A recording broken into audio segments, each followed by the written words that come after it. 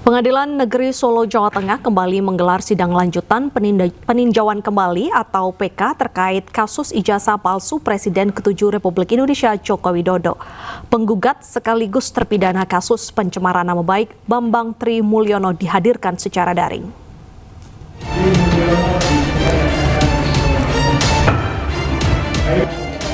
Sidang berlangsung di Pengadilan Negeri Solo, Jawa Tengah dan beragendakan pembacaan tanggapan atas argumentasi jaksa penuntut umum. Didampingi kuasa hukumnya, Bambang hadir secara daring melalui video conference dari Lapas Kelas 2A Sragen.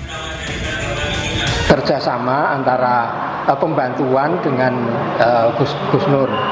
Nah, sedangkan dia hanya diwawancarai. Nah, itulah yang digunakan oleh pengadilan tingkat pertama, tingkat banding dan Mahkamah Agung itu untuk melakukan penafsirannya. Sebelumnya, Bambang Tri Mulyono, terpidana kasus ujaran kebencian terkait tudingan ijazah palsu Jokowi, divonis 6 tahun penjara. Usai mengajukan kasasi, hukuman Bambang dipangkas menjadi 4 tahun penjara.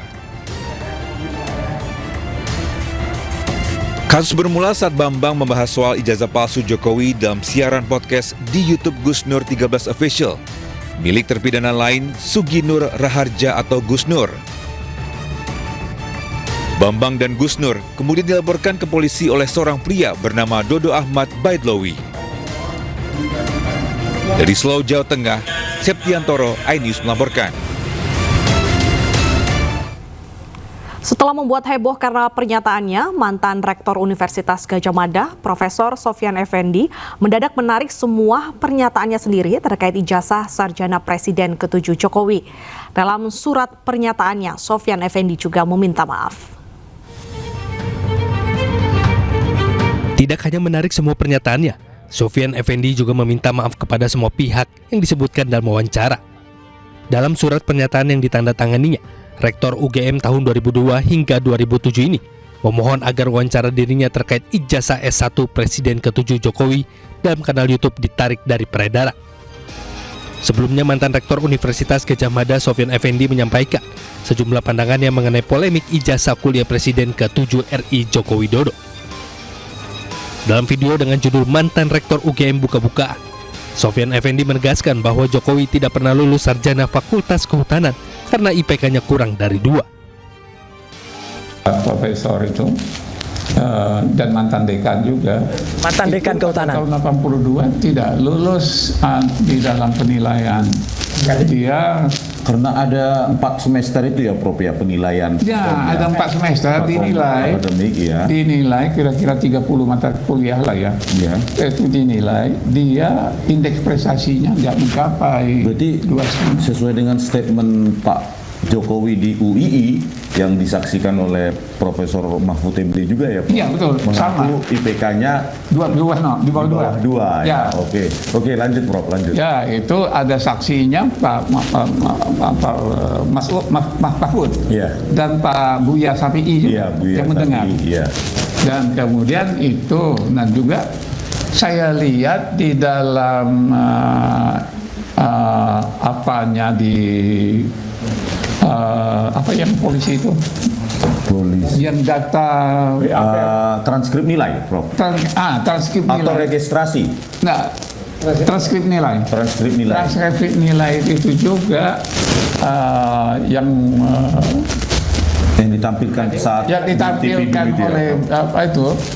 Dia kan hanya apa itu IPK-nya yang menurut IPK-nya itu nggak sampai 2 kan. Ya itu, dan karena itu dia kalau sistemnya benar, karena dia ikut itu ada waktu itu masih ada sarjana muda dan doktoral. Jadi dia tidak lulus sebagai tidak qualified untuk itu di DO. Selain meminta maaf kepada semua pihak, Sofyan Effendi juga berharap agar wacana tentang ijazah dapat diakhiri. Tim Liputan iNews melaporkan. Abraham Samad terseret dalam kasus tudingan ijazah palsu Presiden ke-7 Republik Indonesia Joko Widodo. Ketua Komisi Pemberantasan Korupsi periode 2011-2015 itu menegaskan dirinya tidak ada kaitannya dengan kasus tersebut.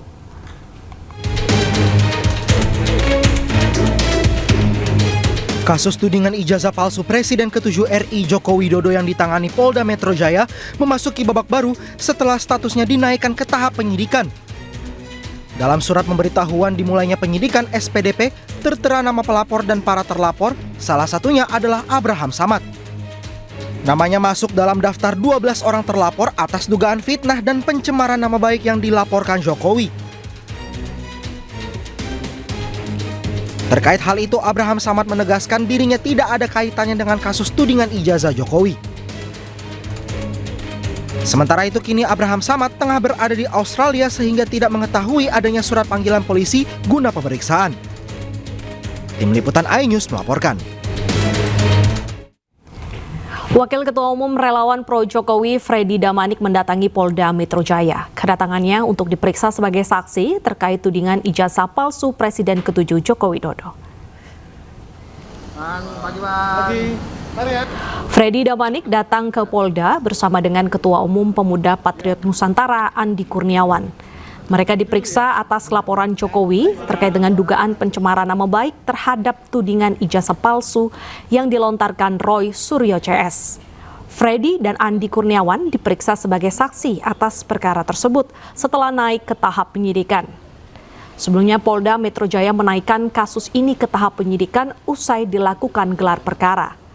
Total ada 4 laporan tentang hal yang sama yang seluruhnya naik ke tahap penyidikan di Polda Metro Jaya. Hari ini adalah pemeriksaan pertama secara serempak dari pihak pelapor dan saksi-saksinya. Nah, saya salah satu saksi yang diajukan oleh pelapor. Ya tadi saya mulai sekitar jam 10 lewat sampai keluar ini jam 4, berarti lebih kurang berapa ini? 6 jaman lah ya, 6 jam setengah. Kurang lebih tadi 42 pertanyaan lah sama identitas. Kalau ditanya banyaknya tadi, aduh sampai pegel saya, ada 33 halaman lah. 33 halaman, tanda tangan saya kali berapa tadi kawan? 24. Kali 25 rangkap. Nah saya lihat sih penyidik dalam hal ini memang profesional. Ahli digital forensik Rismon Sianipar menyebut Rektor Universitas Gadjah Mada 2002-2007 menyatakan Jokowi tidak lulus sarjana. Namun mantan rektor tersebut menarik pernyataannya. Sementara Waketum Jokowi Mania Andi Azwan menilai informasi itu adalah fitnah.